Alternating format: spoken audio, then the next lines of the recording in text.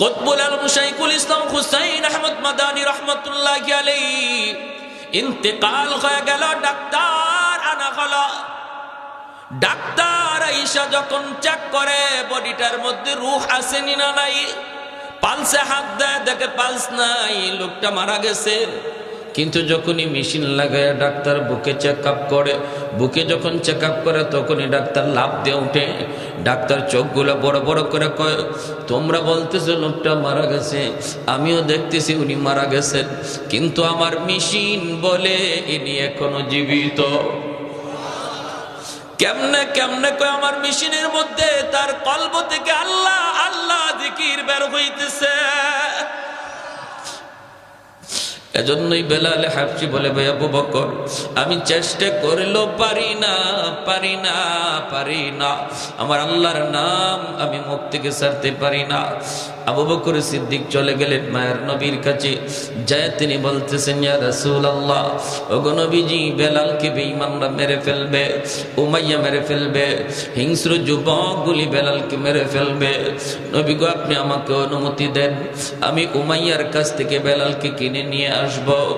আল্লাহর নবী তখন বলেন, আবু বকর, বেলালকে তুমি যেই পয়সা দিয়ে কিনবা, এই পয়সার মধ্যে আমি নবীরও কিছু পয়সা নিয়ে যাও, যেন কিয়ামতের ময়দানে আমি আমার আল্লাহর সামনে বলতে পারি, মাবুদ, তোমার বেলালকে কিনার মধ্যে শুধু আবু বকরের টাকা ছিল না, আমি নবীরও কিছু পয়সা ছিল।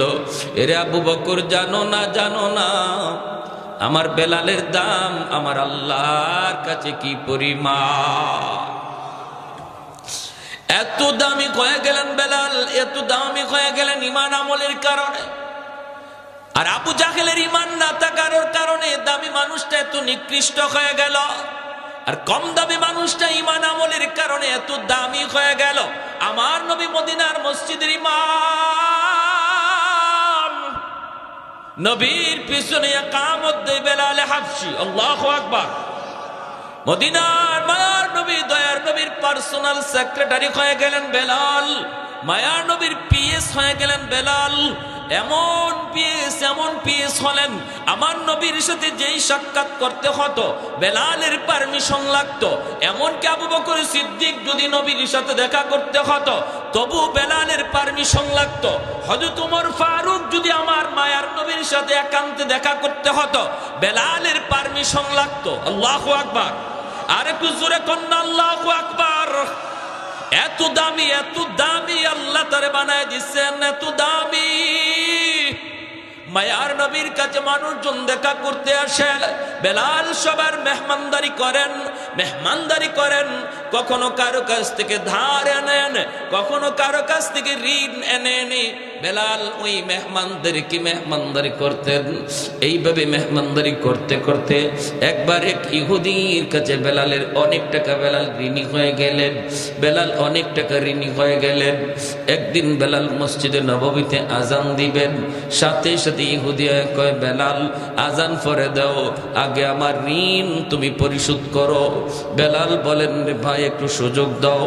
কই কোনো সুযোগ নাই, আজ রাতটাই সুযোগ আছে, তাড়াতাড়ি করে তুমি আমার ঋণ পরিশোধ করো। বেলাল বলেন, আজ রাতে তো পারবো না, আমাকে 3টা দিন সময় দাও। বেলাল 3 দিন সময় তার কাছ থেকে চাইয়া নিলেন, কিন্তু 3 দিনের ভিতরে তিনি ঋণ শোধ করবেন কেমন করে? আল্লাহর নবীর কাছে বেলাল যায় কান্দে, নবী গো, ইহুদি আমার কাছে অনেক ঋণ পায়, এই ঋণটা আমি আনছি আপনার মেহমানদারি করানোর জন্য। এখন তো সে আমাকে আজান দিতে দেয় না, আজানের আগে আমার রাস্তা আটকায় দেয়। আল্লাহর নবী, রহমতের নবী বলেন, বেলাল কেমন করে তোমাকে সাহায্য করব? আমি নবীর কাছেও তো এমন নাই তোমাকে সাহায্য করার মতো। বেলাল তখন বলেন, নবী গো, তাহলে অনুমতি দেন, আমি মদিনার বাহিরে কোথাও চলে যাব, যাইয়া আমি কাজ করব, দিন মজুরির কাজ করব, যা পাই তাই কাজ করব, কাজকর্ম কইরা আমি তার ঋণটা পরিশোধ করার চেষ্টা করব। আল্লাহর নবী, মায়ার নবী, দয়ার নবী তিনি তিনি অনুমতি দিয়ে দিলেন। বেলাল রাতের বেলা তিনি কাপড় চোপড় গোছাইতেছেন। ফজরের পরেই বেলাল চলে যাবেন অন্য কোথাও, মদিনার বাহিরে তিনি কাজকর্ম করতে যাবেন। এইদিকে আমার মায়ার নবীর চোখেও ঘুম নাই।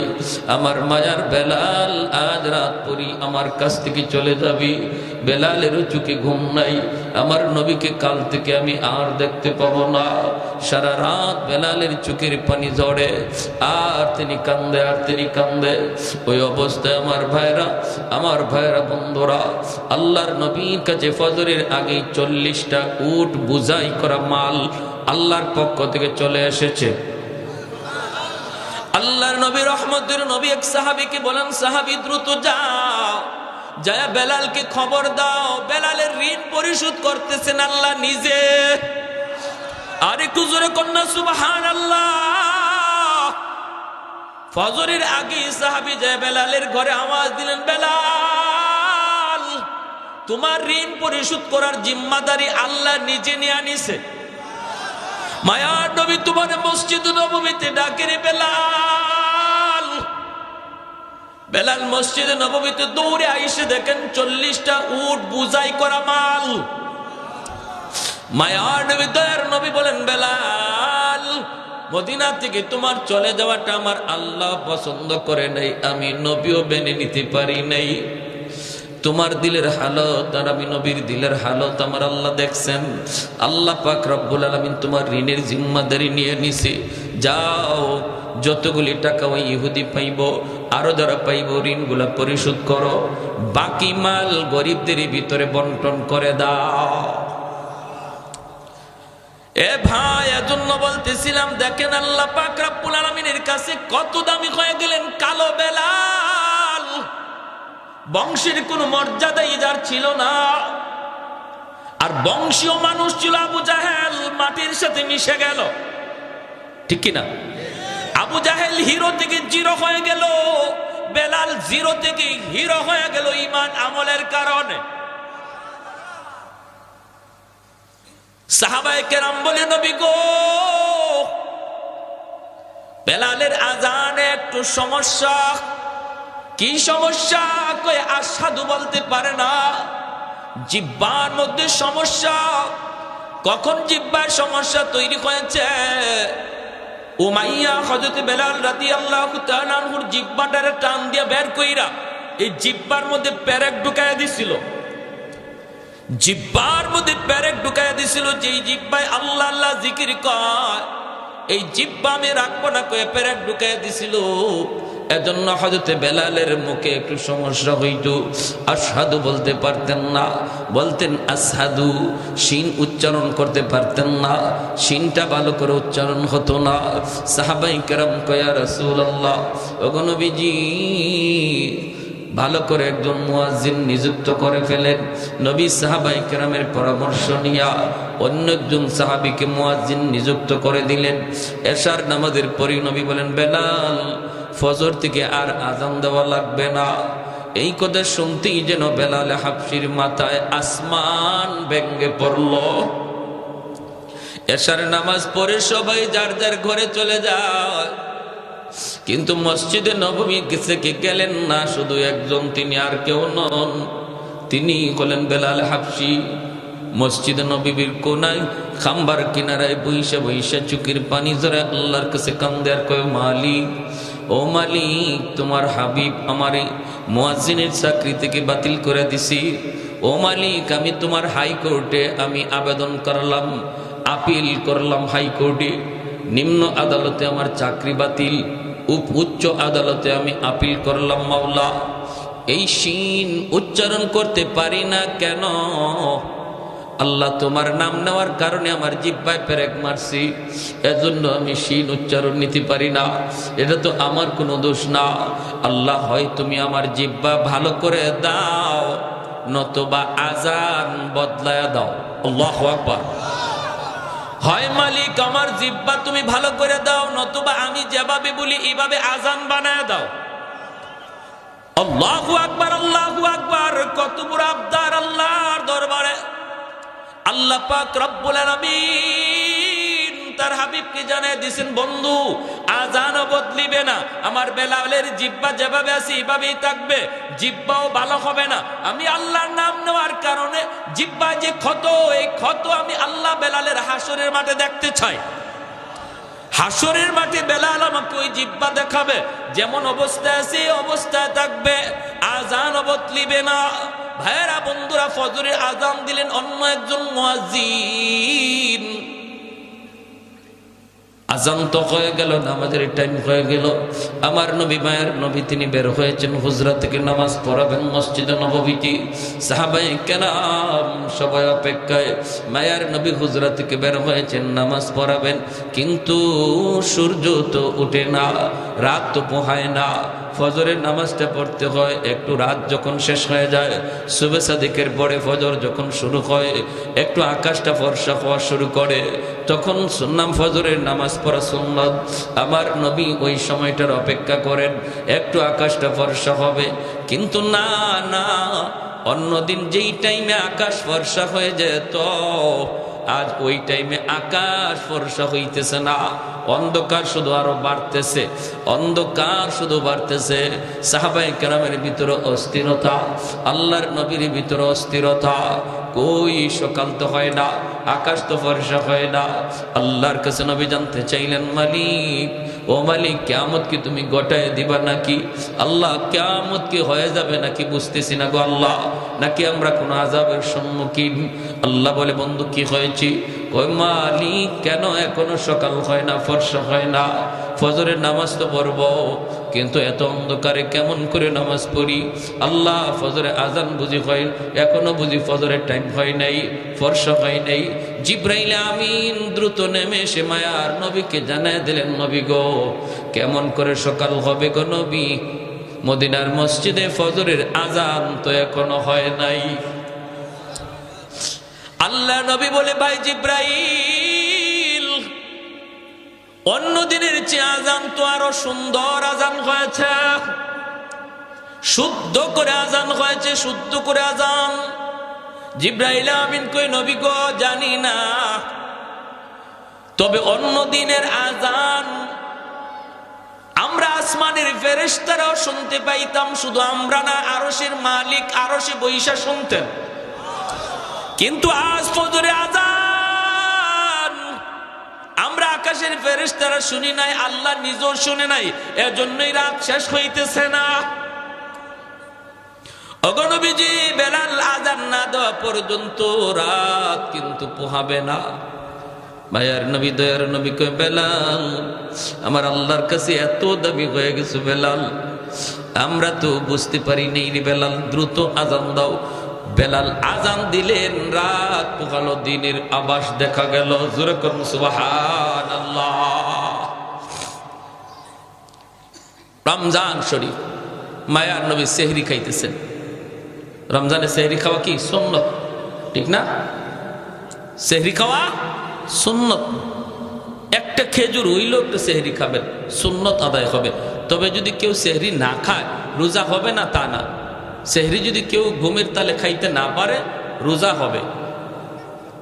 উনি যদি রোজা রাখতে চায়, রোজা রাখতে হবে। রোজা রাখতে চায় না, রোজা রাখতে হবে। সেহরি না খাইলেও রোজা রাখতে হবে, তবে সেহরি খাওয়াটা সুন্নত, বহুত বড় সুন্নত। এই সেহরির টাইমটা উম্মতে মুহাম্মদের জন্য আল্লাহ পাক স্পেশাল একটা সুযোগ দিয়েছেন, যেটা আগের উম্মতের ছিল না, এমনকি ইসলামের শুরুতে ছিল না। মায়ার নবীর কাছে যখন রমজানের বিধান নাজিল হয়েছে, তখন রোজার সিস্টেম ছিল অন্যরকম। সিস্টেমটা কেমন ছিল? সিস্টেম ছিল সকাল থেকে নিয়ে সন্ধ্যা পর্যন্ত রোজা রাখবে, এরপরে ইফতার করার পরে যদি কেউ ঘুমায়া পড়ে, তাহলে আর খাওয়ার সুযোগ নেই। ঘুম থেকে উঠিয়া রাত যদি থাকেও রাতে আর খাওয়ার সুযোগ নেই। ঘুমায় গেলেই তার ঘুম থেকে রোজা শুরু। এখন রাত 12টার সময় সে ঘুমাক, রাত 12টার থেকে তার রোজা শুরু হয়ে গেছে। একদম পরের দিন সেই ইফতার পর্যন্ত, মাগরিব পর্যন্ত রোজা রাখতে হবে। এটা ছিল ইসলামের প্রথম জমানার রোজার বিধান।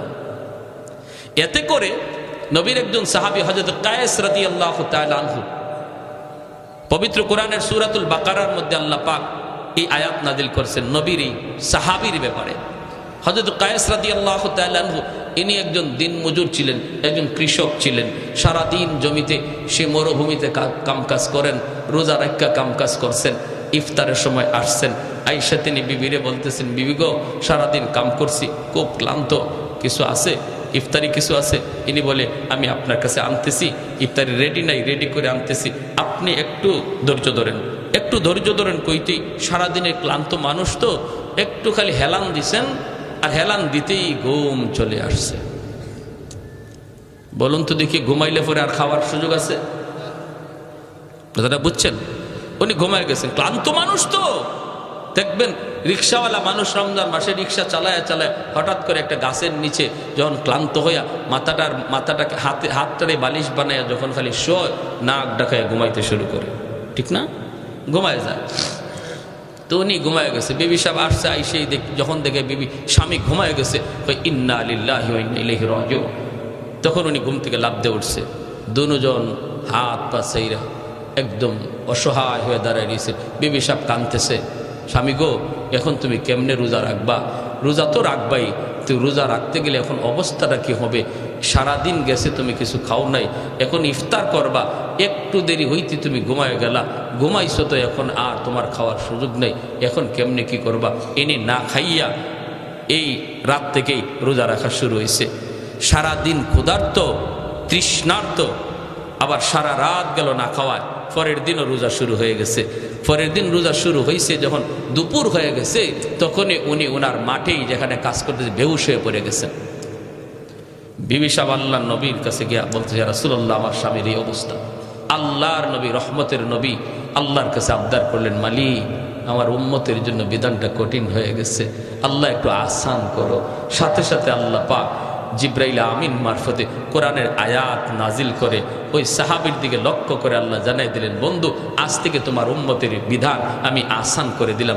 ঘুমাইলে আর রোজা শুরু হয়ে যাবে এমন না, সারা রাত সেহরি পর্যন্ত সে খাইতে পারবে। এখন ঘুমাক আর উঠুক, খাওয়ার টাইম সারা রাত।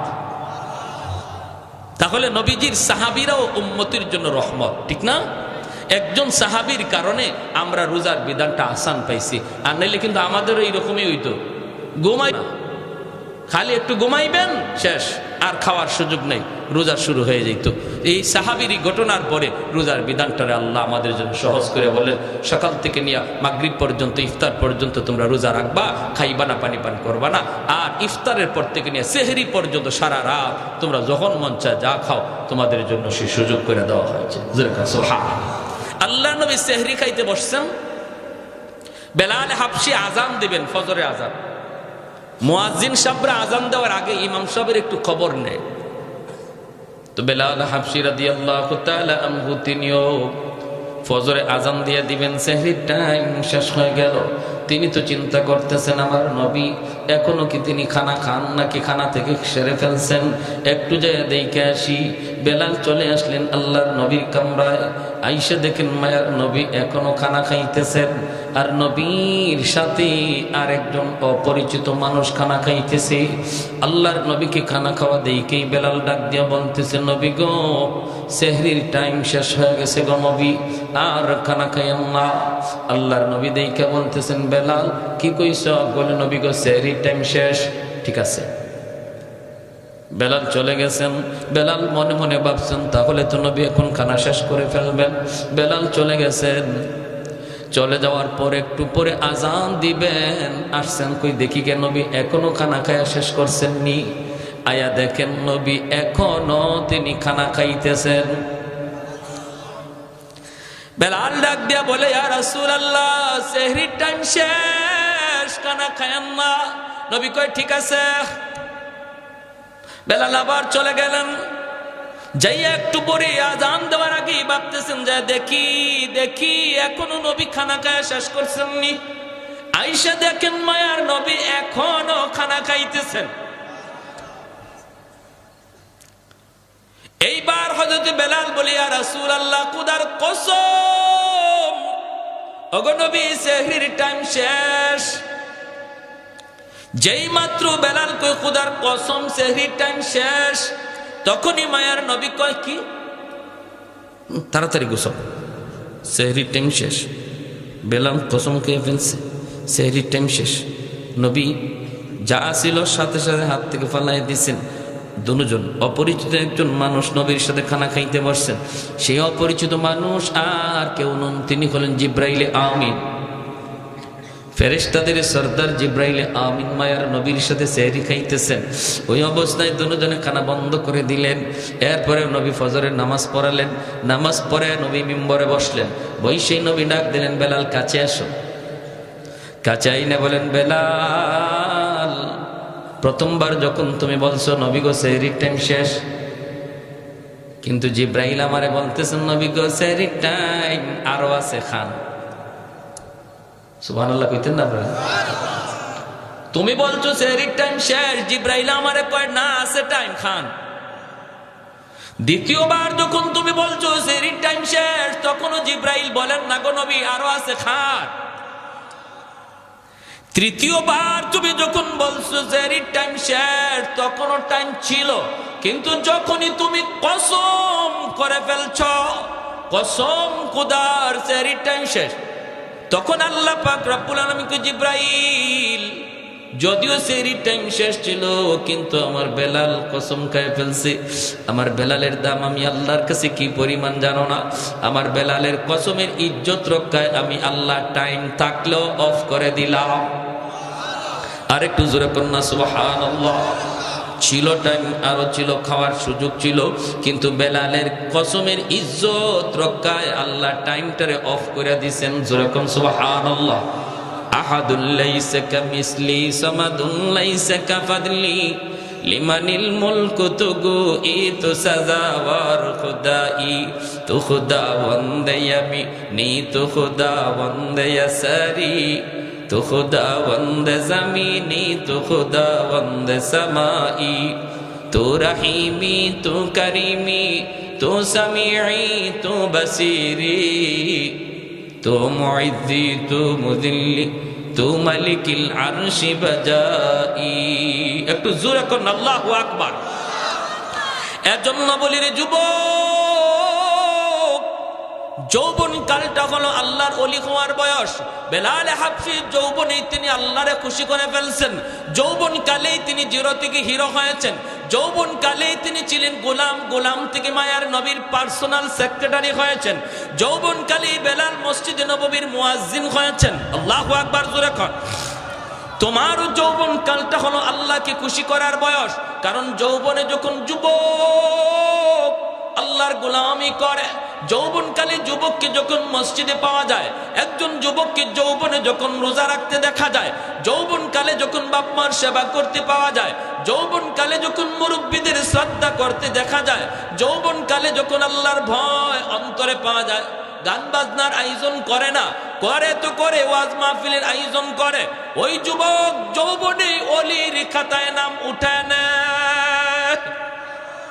লা ওয়ারাকাল কাফি, মায়ের নবী বলেন যার গুনাহ করার সুযোগ ছিল, সামর্থ্য ছিল, এরপর আল্লাহর ভয়ে যে যুবক গুনাহ করে না, সুযোগ ছিল রাতের অন্ধকারে জিনাবে বিচার করার, সুযোগ ছিল দরজা বন্ধ কইরা খানা খাইয়া মানুষের সামনে রোজাদার সাজার, সুযোগ ছিল দরজা বন্ধ করে পানি পান কইরা মানুষের সামনে রোজাদার সাজার, এরপর যেই যুবক যৌবনে আল্লাহরে ডরাইয়া মানুষের চোখে ফাঁকি দিলেও আল্লাহর চোখে ফাঁকি দেওয়া যায় না, এই বিশ্বাস অন্তরে নিয়ে যে যুবক সর্বদা আল্লাহর ভয় অন্তরে রেখে চলছি, মায়ার নবী দয়ার নবী বলেন ওই যুবকের কলিজার দিকে তাকাইয়া আল্লাহ পাক আসমান জমিন এখনো টিকায় রাখছি, নতুবা জমিন প্রতিনিয়ত আল্লাহর কাছে আবদার করে, মালিক আর কত আমি গুনাহগারের পায়ের আওয়াজ শুনবো, আর কত আমি সুদখোরের 5তলা বিল্ডিং এর লোড নিব, আর কত আমি ঘুষখোরের 10তলা বিল্ডিং এর লোড নিব।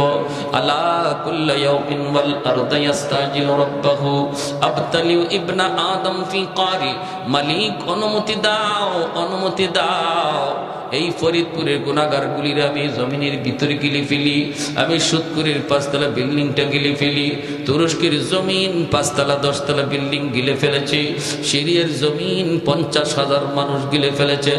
আল্লাহ পাক বলে হাদিসে কুদসি, আল্লাহ পাক বলে শুধু তুরস্ক আর সিরিয়ার জমিন নয়, বাংলার জমিন ফরিদপুরের জমিন, সিলেটের জমিন, সর্বকালের সর্বযুগের সর্ব জায়গার জমিন আল্লাহর কাছে আবদার করে, মালিক আর কত আমি গুনাহগারের পায়ের আওয়াজ শুনবো? আসবিরু ইলা মাতা আসবিরু, ধৈর্য ধরবো তো আর কতকাল ধৈর্য ধরবো? আল্লাহ বলেন ওয়াল বাহরা ইস্তাজিলু রাব্বাহু, সাগর মহাসাগর গুলো এমন প্রতিনিয়ত আবদার করে, ও মালিক আমি কক্সবাজার সমুদ্র সৈকত, ওই কক্সবাজার সমুদ্র সৈকতের পারে আইসা নাফরমান কত গুনাহ করে, আমি সমুদ্র আর কত দেখব, আর কত আমি গুনাহগারের গুনাহ দেখব গো মালিক। আমার পারে আইসা তোমার কত গোলাম আমার দিকে তাকায় সুবহানাল্লাহর জিকির করে, তোমার কুদরত নিয়ে ভাবে, কিন্তু কত নাফরমান সাগরের পারে আইসা গুনার আয়োজন করে। ও মালিক এই গুনাহগারগুলি জমিনে নাপাক করে ফেলেছে, আমাকে অনুমতি দাও আমি পানি নাপাক জমিন পাক বানায় দিই। আল্লাহ পাক রব্বুল আলামিন বলে চুপ কর, এ জমিন থাম থাম, আমি আল্লাহ দেখতেছি এই জমিনে কেমন অন্যায় হয়, আমি আল্লাহ দেখতেছি এই জমিনে কেমন অন্যায় হয়, কেমন অপরাধ হয়, কেমন গুনাহ হয়, কেমন জুলুম হয়, এরপরও আমি কেন ধরি না জানোনি? কারণ এই মানুষকে আমি আল্লাহ বড় আদর করে বানাইছি, এই মানুষকে আমি আল্লাহ বড় আদর করে বানাইছি। আসমান আল্লাহ বানাইছেন কুন ফায়াকুন বইলা, জমিন আল্লাহ বানাইছেন কুন ফায়াকুন বইলা, ফেরেশতা আল্লাহ বানাইছেন কুন ফায়াকুন বইলা, কিন্তু আমারে আপনারে আল্লাহ পাক কুন ফায়াকুন বইলা বানায় নাই।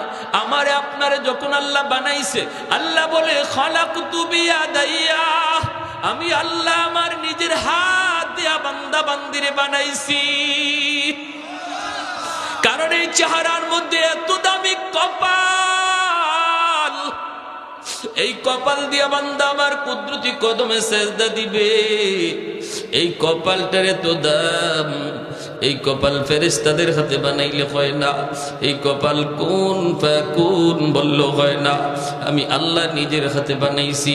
এই জমিনের মধ্যে এখনো এমন 4টা শ্রেণী আছে, লাউলা মাশাইখু রুকা ওয়াশ শাবাবু খুশা ওয়াল আতফালু রুদ্দা ওয়াল আনআমু রুদ্দা। আল্লাহ বলে এখনো জমিনের ভিতরে এমন আমার কিছু বান্দা বান্দি আছে, চুল দাড়ি তার সাদা হয়ে গেছে, কোমরে তার ব্যথা, হাঁটুতে তার ব্যথা, আমি আল্লাহর কদমে সেজদা দিতে তার কষ্ট হয়, এরপরও কষ্ট করে করে আমি আল্লাহকে সেজদা দেয়। তার সেজদার দিকে তাকাইলে জমিনের প্রতি আমি আল্লাহর মায়া লেগে যায়। ওয়াশাবাবু খুশা, আল্লাহ বলে 2 নম্বর কোন জমিনে এমন কিছু যুবক যৌবনের পাগলামি করে না, গুনার আয়োজন করে না, নানা যৌবনে তার মাথায় টুপি পাওয়া যায়, যৌবনে তার মুখে দাড়ি দেখা যায়, যৌবনে তার মসজিদে পাওয়া যায়, যৌবনে তার রমজানে রোজা রাখতে দেখা যায়, যৌবনে মুরব্বিদের শ্রদ্ধা করতে পাওয়া যায়, যৌবনে আলেমদেরকে তাজিম করতে দেখা যায়। ওই যুবকের কলিজার দিকে যখন আমি আল্লাহ তাকাই, তখন এই গুনাহগার জমিনের প্রতি আমি আল্লাহর মায়া লেগে যায়। এজন্য বলি যুবক, যৌবন কালটারে অনেক মূল্যায়ন করো। যত আল্লাহর ওলি হইছেন এই জমিনে সবাই ওলি হইছেন যৌবন কালে, যৌবন কালেই সবাই ওলির খাতায় নাম লেখাইছেন। অতএব নিয়ত করো রমজানের রোজা একটাও ছাড়বো না, তারাবির নামাজ আমি ছাড়বো না, রমজানে আমার আল্লাহ নারাজ হয় এমন কোনো কাম করবো না। যখনই তুমি এমন নিয়ত করবা, এমন নিয়ত করবা, সাথে সাথে আল্লাহ পাক রব্বুল আলামিন তোমার উপর খুশি হয়ে যাবে। আর মুরব্বীদের সাথে বেয়াদবি করবা না, কারণ সাদা দাড়ি সাদা চুল মুরব্বী আল্লাহর কাছে বড় দামি, বড় দামি। মুরব্বী বাবাজি যখন আল্লাহর কাছে হাত উঠায়, আল্লাহ বলে তখন আমার লজ্জা লাগে, লজ্জা। আলী রাদিয়াল্লাহু তাআলা আনহু একজন মুরব্বীর শ্রদ্ধা করছিলেন কেমনে? মসজিদে নববীতে নামাজের জন্য রওনা দিছেন, চিকন একটা গলি, এই গলির মধ্যে একজন মুরব্বী লাঠিতে বর দিয়া কোমরটা বাঁকা হয়ে গেছে মুরব্বীর, আস্তে আস্তে গলি পার হইতেছি। হযরত আলী মনে মনে ভাবেন, আমি যদি আমার মায়ার নবীকে নামাজের প্রথম রাকাতেই পাইতে হয়, তাহলে আমার একটু দ্রুত যাওয়া লাগবে, আর দ্রুত গেলে মুরব্বীকে একটু ধাক্কা দিতে হয়, চাচা আমার একটু সাইড দেন, একটু সাইড দেন, এইভাবে চাপ দেওয়া যাইতে হয়। হযরত আলী কয় না, মুরব্বী মুরব্বী হওয়ার কারণে আমার আল্লাহর কাছে বড় দামি। আল্লাহ যারে সম্মান দেয় আমিও তারে সম্মান দিব। লাগলে আমার 1 রাকাত নামাজ ছুটে যায়, ছুটে যাবে। মায়ার নবী মসজিদের নববীতে নামাজে দাঁড়ায় গেছেন, আল্লাহ নবী রুকুতে চলে গেছেন। আলী তো ওই মুরব্বীর পিছনে পিছনে আস্তে আস্তে আসতেছেন। এই দিকে আমার মায়ার নবী রুকুতে গেলেন। রুকুতে যাওয়া মাত্রই রুকু থেকে মাথা উঠানোর আগেই আল্লাহ জিব্রাইলে আমিনকে পাঠিয়ে দিলেন। জিব্রাইল আমিন এসে বলতেছে, ইয়া রাসূলুল্লাহ, ইয়া হাবিবাল্লাহ, ওগো নবী মাথা উঠায়েন না, গো নবী মাথা উঠায়েন না, রুকু থেকে মাথা উঠাবেন না, কারণ আপনার আলী এখনো রাস্তায় নামাজে শরীক হতে পারে নাই। আল্লাহ নবী অবাক হয়ে গেলেন, রুকুতে ঘটনা কি? আলী নামাজে শরীক হইতে পারছে না বিদায় নবীর রুকু আল্লাহ লম্বা করতে কয়।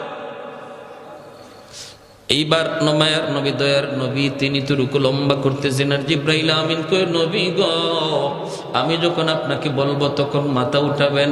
নবী তো লম্বা রুকু শুরু করে দিলেন। সাহাবাই কেরামও পিছনে পিছনে তারা লম্বা রুকু করতেছেন, লম্বা রুকু করতেছেন। এইভাবেই রুকু চলছে চলছে, লম্বা রুকু। হঠাৎ করে জিব্রাইলে আমিন ডাক দিয়ে কয়, মায়ের নবী গো এইবার মাথা উঠান, আপনার আলী নামাজে শরীক হয়ে গেছে। একটু জোরে কোন সুবহানাল্লাহ। हैदार तेरा नाम से इस्लाम रखेगा, हैदार तेरा नाम से इस्लाम रखेगा, दुनिया की शजाअत में तेरा नाम रहेगा, दुनिया की शजाअत में तेरा नाम रहेगा, उस्मान तेरा नाम से इस्लाम रहेगा, दुनिया की सखावत में तेरा नाम रहेगा। আল্লাহ নবী রহমতের নবী নামাজ শেষ কইরা মিম্বরে বসে ডাক দিলেন, আলী এদিকে আসো। নবীজির মনের মধ্যে আলীর প্রতি একটু জিদ জন্মেছে। আলী কেন আজকে নামাজে আসতে দেরি করলো, আর আমার এবার রুকুতে এত লম্বা সময় কেন দিতে হলো? নবী ডাক দেয়া বলতেছেন, আলী রে আজকে নামাজে আসতে কেন তুমি দেরি করলা? হযরত আলী কয়, কই গো নবী বেশি দেরি তো হয় নাই, আমি তো আপনাকে রুকুতে পাইছি। রুকুতে পাইছো? কেমনে পাইছো, হুশ আছে? বলি, ইয়া রাসূলুল্লাহ আমি তো আপনার রুকুতে পাইছি। নবী কয়, আলী তোমার রুকু পাওয়ানোর জন্য আল্লাহ আমারে রুকুতে হ্যাং করে রাখছে। তোমার রুকু পাওয়ানোর জন্য আল্লাহ আমারে রুকুতে আটকায় রাখছে। জিব্রাইল আমিন আইসা আমার কানে কানে কয়, নবী গো মাথা তুলবেন না, আলীরে রুকু পাইতে দেন। হযরত আলী রাদিয়াল্লাহু তাআলা আনহু অবাক হয়ে গেলেন, ইয়া রাসূলুল্লাহ এত বড় ঘটনা ঘটছে আমি নবী গো আমি তো জানি না। আল্লাহ নবী বলে, জানতে হবে না, আগে বলো রাস্তায় কি হয়েছে একটু কও। এইবার হযরত আলী কয়, নবী গো আমি তো নির্ধারিত সময় বের হয়েছি জামাত ধরার জন্য, কিন্তু চিকন গলিটার ভিতরে একজন মুরব্বী, এই মুরব্বী মানুষের সম্মান করতে যায় আমার একটু দেরি হয়ে গেছে।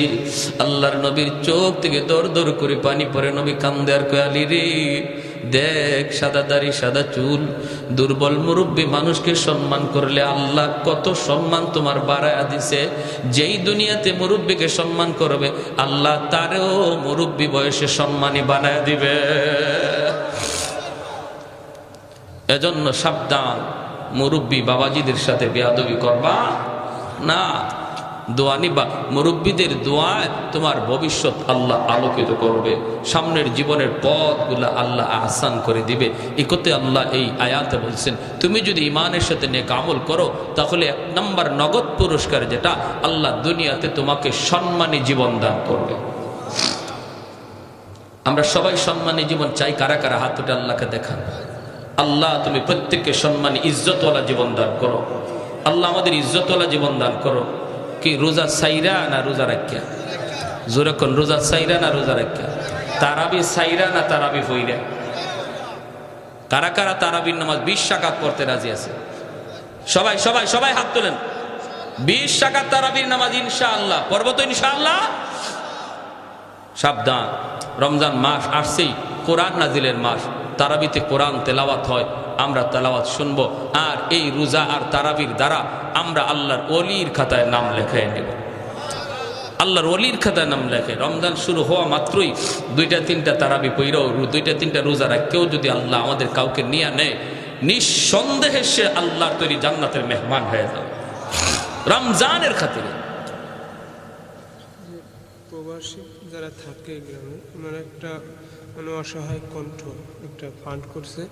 আচ্ছা আচ্ছা, এটার জন্য দোয়া করতে বলছে, এবং যদি কেউ যাতে সবাই স্বতঃস্ফূর্তভাবে সহযোগিতা করে একটু সবাইকে। আচ্ছা আলহামদুলিল্লাহ, আমার প্রবাসী ভাইয়েরা একটা ফান্ড করছেন অসহায় কণ্ঠ, বুঝছেন? এটার মধ্যে শরিক থাকবো আমরা, কারণ রমজান মাস আসতেছে। রমজান মাস সহানুভূতির মাস, মানুষকে দয়া মায়া, গরিবের প্রতি মায়া মমতা সহানুভূতি সাহায্য করার মাস রমজান মাস। এই রমজান মাসে আমরা ফান্ডটাকে মজবুত করবো ইনশাআল্লাহ। সবাই সবাই শরিক থাকবো, রাজি আছি না ইনশাআল্লাহ? আল্লাহ আমাদের প্রত্যেককে যা কিছু শুনলাম আমল করার তৌফিক দান করুন, এবং আগত রমজান আল্লাহ আমাদের হায়াতে পাওয়ায়া আল্লাহর ওলির খাতায় আমাদের সবার নাম আল্লাহ লিখাই দিন। বিশেষ করে যে যুবকরা এত সুন্দর আয়োজন করলো, এত সুন্দর আয়োজন, এই যুবকদেরকে আল্লাহ যৌবনে আল্লাহ তার ওলির খাতায় নাম উঠাইয়া দেন। সবাই বলি আমিন। ওয়া আখির দাওয়ানা আনিল হামদুলিল্লাহ।